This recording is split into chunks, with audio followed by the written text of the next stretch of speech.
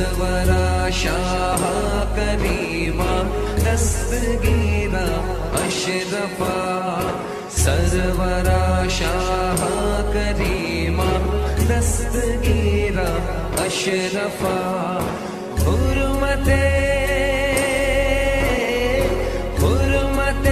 روح پیغمبر یک نظر کن سوئے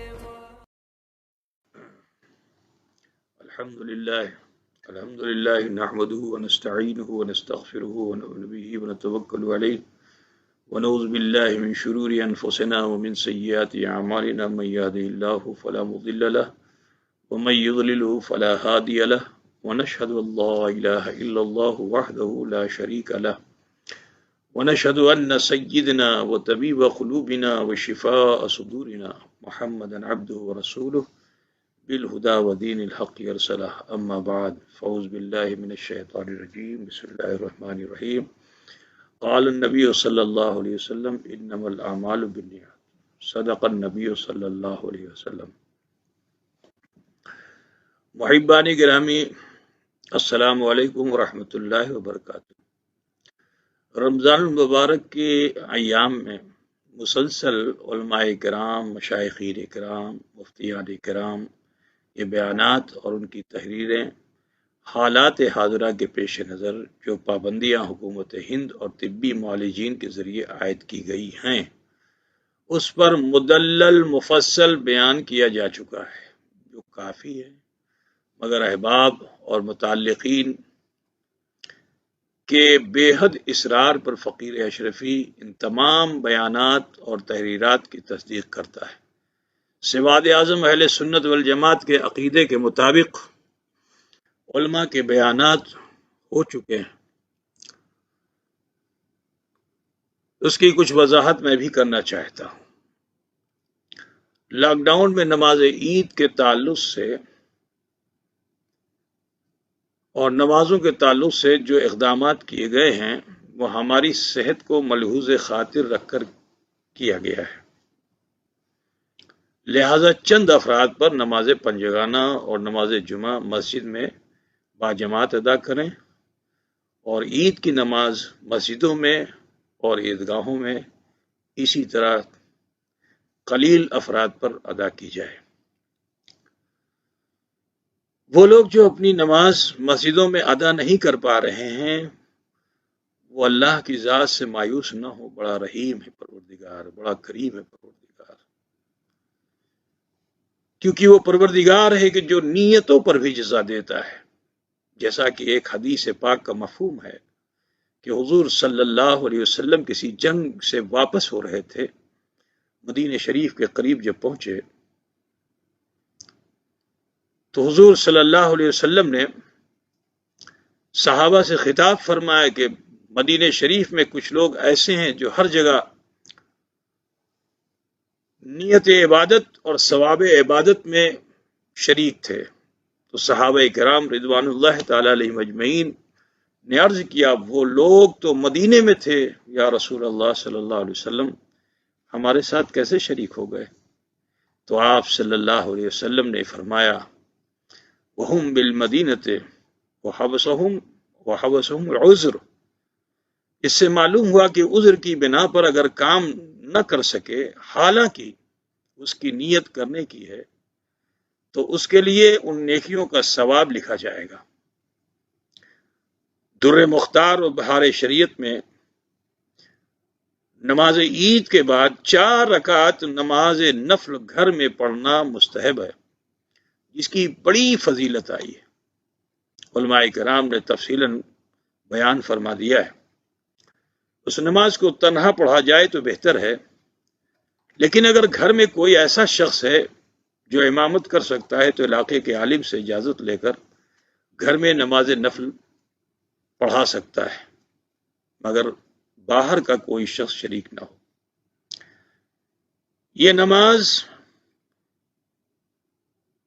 نہ تو جہری ہوگی نہ سری ہوگی، بلکہ درمیانی قرأت کی جائے گی، آہستہ آہستہ قرأت کی جائے گی. کوئی خطبہ بھی نہیں دیا جائے گا. ہاں اگر گھر کے افراد کو نصیحت کرنا چاہتے ہیں تو اپنی زبان میں کر سکتے ہیں، نعت پڑھنا چاہتے ہیں تو نعت شریف پڑھ سکتے ہیں، اور جب نماز مکمل کر لیں تو اللہ کی بارگاہ میں کثرت سے تکبیر کہیں۔ ہمارے علماء اہل سنت کے ممتاز عالم دین مفتی سراج الفقہا حضرت علامہ مفتی نظام الدین صاحب نے فرمایا ہے کہ کم سے کم 34 مرتبہ تکبیر ضرور کہہ لیں نماز سے پہلے۔ ایک سوال یہ بھی آیا کہ کیا نماز میں میٹھا کھایا جائے یا نہ کھایا جائے؟ تو یہ بہتر ہے کہ نماز سے پہلے کچھ میٹھا کھا لیں تاکہ آپ کی زبان میں پھر آج کے دن سے شیرینی ہو اور آپ کی زبان پھر کڑوی نہ ہو۔ یہ نیت کریں کہ میں اپنی زبان کو آج میٹھا اس لیے کر رہا ہوں تاکہ آئندہ میری زبان ہمیشہ میٹھی رہے، میرا اخلاق بہتر ہو، میرا کردار بہتر ہو، میری زبان سے کسی کو تکلیف نہ پہنچے۔ امید یہ ہے کہ اسی نیت سے میٹھا کھایا جائے گا، نفس کو لذت پہنچانے کے لیے میٹھا نہیں کھایا جائے گا۔ میٹھا اس لیے کھائیے تاکہ آپ کی زبان میں پھر مٹھاس پیدا ہو جائے، آپ جب بولیں تو شہد جیسی مٹھاس ہو، آپ جب کسی کے سامنے اپنی بات کو رکھیں تو آپ کا دشمن بھی ہو تو وہ آپ کی گفتگو سے متاثر ہو۔ امید یہ ہے کہ قوم مسلم اور تمام محبین، تمام ناظرین ناظرات، سامعین سامعات اس میٹھے کو لذت نفس کے لیے نہیں کھائیں گے بلکہ اس نیت سے کھائیں گے کہ ہم میٹھا اس لیے اپنی زبان پہ رکھ لیں تاکہ ہمیشہ ہماری زبان میں مٹھاس باقی ہو۔ نیت المومن خیر من عملہ، مومن کی نیت جو ہے وہ عمل سے بہتر ہوتی ہے۔ دعا کرتا ہوں اللہ تعالیٰ امت مسلمہ کو شر سے محفوظ فرمائے، خیر کی طرف آمادہ فرمائے۔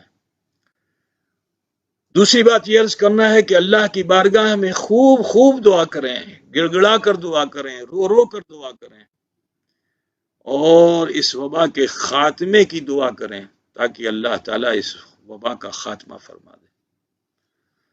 اور یہ لاک ڈاؤن کب تک چلے گا اس کی کوئی مدت متعین نہیں ہے، تو لہٰذا اس لاک ڈاؤن کو میں مناسب یہ ہے کہ مسافہ مسنون ہے، مسافہ مستحب ہے، لیکن اس مستحب عمل سے فی الحال رکنے کی کوشش کریں، معانقہ بھی نہ کریں تو بہتر ہے۔ عید کے موقع پہ لوگ مسافہ بھی کرتے ہیں، معانقہ بھی کرتے ہیں، مسنون ہے، لیکن میرے بھائی وسوسہ اسلام میں نہیں ہے، مگر شک اور وسوسے کو کہیں یقین نہ مل جائے، اس لیے ہمیں یہاں ٹھہرنا ہوگا، رکنا ہوگا۔ مسافے سے رکیے، معانقے سے رکیے، اور ساتھ ہی ساتھ باہر کی کوئی چیز کھانے پینے کی اگر آپ کھانا پینا چاہتے ہیں تو اس کو خوب صاف کر لیں کہ کہیں ایسا نہ ہو کہ یہ جراثیم آپ کے گھر تک آ جائے، آپ کی زبان پہ آ جائے۔ اللہ حفاظت فرمانے والا ہے، اور بہت ہی اچھا ہے کہ ہمیشہ پاک و صاف رہیں، باوضو رہیں، درود شریف کی کثرت کرتے رہیں، اور یہ ورلڈ ہیلتھ آرگنائزیشن جسے WHO کہا جاتا ہے، اس کی ہدایات کے مطابق فاصلہ بھی بنا کر رکھیں۔ اور ایک آخری بات اور بھی عرض کرنا چاہتا ہوں کہ کچھ لوگ بڑے جذباتی ہو جاتے ہیں اور حکومت کے ارکان سے الجھنے کی کوشش کرتے ہیں۔ نہیں، یہ حکومت کے ارکان اگر آپ کو کسی چیز سے روک رہے ہیں تو آپ پہ ظلم نہیں کر رہے ہیں، وہ آپ کی صحت کی بنیاد پہ ایسا کر رہے ہیں، وہ نہیں چاہتے کہ آپ کو کوئی موذی مرض لگے۔ تو لہٰذا جو طبی اعتبار سے ڈاکٹرز کے کہنے کے مطابق حکومت کے ارکان آپ کو کسی چیز سے روک رہے ہیں تو ان سے الجھے نہیں، بلکہ ان کا ساتھ دیں۔ ایک اور ضروری پیغام دینا چاہتا ہوں کہ دور دراز سے وہ لوگ کہ جو روزی روٹی کو حاصل کرنے کے لیے باہر کی دنیا میں نکلے تھے اور آج وہ لوٹ کر آ رہے ہیں تو انہیں کوارنٹائن کیا جاتا ہے تو اس سے وہ الجھے نہیں. اپنے سماج میں اس بلا وبا کو بچانے کے لیے انہیں جہاں رکھا جاتا ہے وہ کچھ دنوں کی اس مشکل کو برداشت کر لیں. اور وہ لوگ کے جو مالی اعتبار سے کمزور ہو رہے ہیں اور فقر و فاقے کی دنیا میں جا رہے ہیں، یہ رمضان اسی لیے ہے. اور اس رمضان کی عبادتیں اسی وقت قبول ہوں گی کہ جب فطرے کو ادا کر دیا جائے، یعنی اپنے کسی غریب و مسکین کو کھلا دیا جائے تو آپ کی یہ عبادت قبول ہوتی ہے، ورنہ یہ معلق رہتی ہے. تو لہٰذا فطرے کی ادائیگی بھی کریں، اور فطرے کی ادائیگی کے تعلق سے علماء کرام نے جو بیانات دیے ہیں اس پر عمل کریں. علماء نے فرمایا کہ جو دیا جائے، کھجور کی جو مقدار ہے وہ دی جائے یا گیہوں دیا جائے، تو ہمارے وہاں مروج یہی ہے کہ کم سے کم اقل مقدار جو ہے وہ گیہوں کی ہے، جو 2 کلو 47 گرام کے قریب ہوتی ہے. یہ کم سے کم ہے، ورنہ کھجور جو فطرے میں دیے جاتی ہے تو اتنی کھجور دیں یا جو دیں یا کشمش دیں. زیادہ سے زیادہ اس وقت غربا مساکین کی مدد کی بہت ضرورت ہے. آپ سب سے کہنا ہے کہ اپنی زکوٰۃ کی رقم، اپنی فطرے کی رقم سب سے پہلے اپنے عزیز و قارب کو ضرور دیں جو غریب ہو چکے ہیں. اللہ کرے کہ ان کی غربت دور ہو جائے. اور پھر مساکین کی طرف بھی توجہ فرمائے. پھر اس کے بعد ذوی القربا والیتامى، اور یتامہ کی طرف جو یتیم ہیں، یسیر ہیں، ان کی طرف دھیان دیجیے. اس مال کو، زکوٰۃ کی اس رقم کو ان تک پہنچائیے اور ان کی خوب مدد کیجیے. صدقہ نافلہ کے طور پہ بھی کر سکتے ہیں. اور پھر وابن السبیل، جو راستوں میں ہیں، جو ادھر ادھر سے بھٹکے ہوئے آ رہے ہیں آپ کے پاس، ان کی بھی مدد کیجیے. اور سب سے بہتر مستحق تو مدارس اسلامیہ بھی ہیں، آپ مدارس اسلامیہ کی بھی مدد فرمائیں. یہ حقیر فقیر اشرفی بھی کئی مدارس کی ذمہ داریاں اپنے سر رکھتا ہے.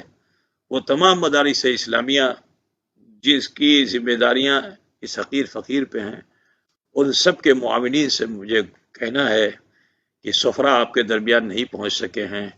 ان تمام اداروں میں جس طرح آپ تعاون کرتے رہے ہیں، اپنے تعاون کو بینک کے ذریعے جو بھی ڈیٹیلز آپ تک پہنچی ہیں اس کے ذریعے اسے آپ پہنچائیں، تاکہ مدارس اسلامیہ میں جہاں علم دین کو فروغ دینے کی کوشش کی جا رہی ہے، یہاں سے علماء، فضلاء اور مفتیان کرام نکل رہے ہیں، ان نادار بچوں کے لیے اگر آپ خیال فرمائیں گے تو انشاءاللہ تعالی اجر کے مستحق ہوں گے.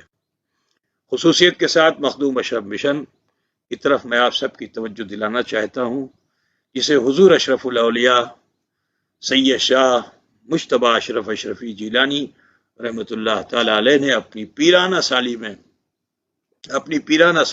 میں اپنے عزم کو جوان رکھ کر کے، اور انہوں نے اس بڑھاپے میں پنڈوا شریف جو کسی زمانے میں مرکز علم و عمل تھا، اس پنڈوا شریف کی سرزمین پر کہ جہاں حضرت جلال الدین تبریزی جیسی جلیل القدر شخصیت نے قدم رکھا تھا، جہاں حضرت مخدوم علاء الحق والدین گنج نبات رضی اللہ تعالی عنہ کے بارگاہ میں 1 2 نہیں 700 علماء کے محافے اترتے تھے، جہاں حضرت نور قطب عالم پنڈوی کے علمی عملی فیضان کا اثر یہ تھا کہ شہنشاہوں نے بھی آ کے گھٹنے ٹیک دیے تھے، جہاں حضرت حافظ زاہد بندگی کے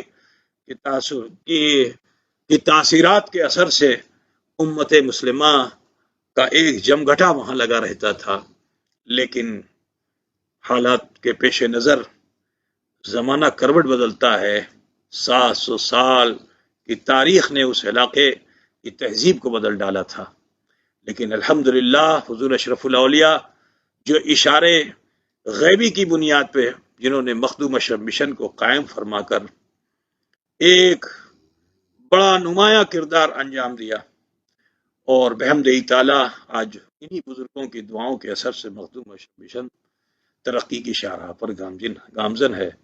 آپ سب سے کہنا ہے کہ اس مخدوم اشرف مشن کو کبھی فراموش نہ کریں، کیونکہ آپ کے مرشد کامل نے، شیخ طریقت نے فرمایا کہ تم مشن مخدوم اشم مشن کو دیکھتے رہو گے، میں تمہیں دیکھتا رہوں گا۔ دعا کرتا ہوں کہ اللہ تعالیٰ آپ سب کو اجر جزیل عطا فرمائے اور دارین کی لازوال نعمتوں سے مالا مال فرمائے۔ آپ سب کے لیے یہ حقیر فقیر عید کی خوشیاں لے کر حاضر ہے۔ پروردگار عالم ہم سب کے غموں کو غلط فرما دے، ہماری مشکلیں آسان فرما دے اور ہماری زندگی کو باغ و بہار بنا دے۔ وما علینا الا البلاغ۔ السلام علیکم ورحمۃ اللہ۔